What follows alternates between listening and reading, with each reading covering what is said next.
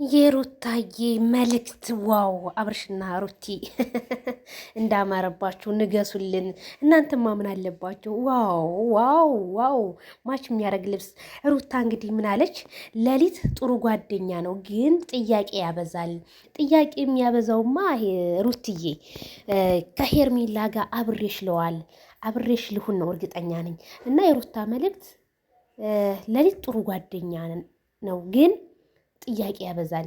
ቀን ቀን ሌላ ሰው ይሆናል። ቀን ቀንማ ያው ለሶሻል ሚዲያ ማይክል ጃክሰን ሌላ ሰው ነው። አዎ ሌላ ሰው ነው። ከሄርሜላ ጋር እንትን ይላል።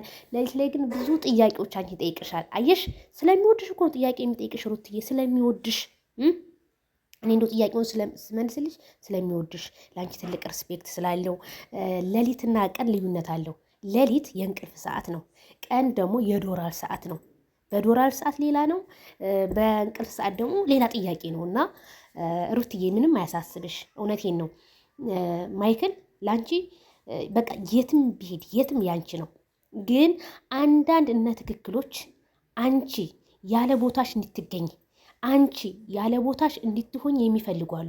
ግን አንቺ ደግሞ እነሱ አንድ እርምጃ ቢራመዱ አንቺ 3-4 እርምጃ መራመድ አለብሽ። ጀግና መሆን አለብሽ። ጠንካራ መሆን አለብሽ።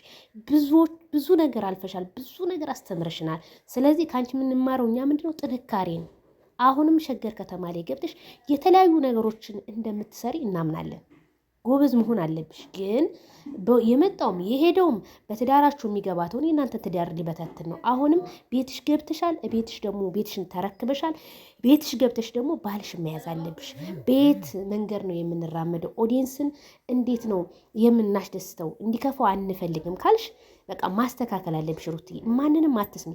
በአንቺ ህይወት እንኳን ይሄ ዝም ብሎ የመንደር ሰው አይደለም እናትሽ የማያገባትም በአንቺ ህይወት ውስጥ ነው የምልሽ። ስለዚህ ሩታ ጠንካራ ሁን እልሻለሁ። የዛሬው መልእክትሽ በጣም ደስ ይላል። አዎ ለየት ማይክልዬ ጥያቄውን ቀነስ አድርግላት፣ ብዙም አታብዛባት።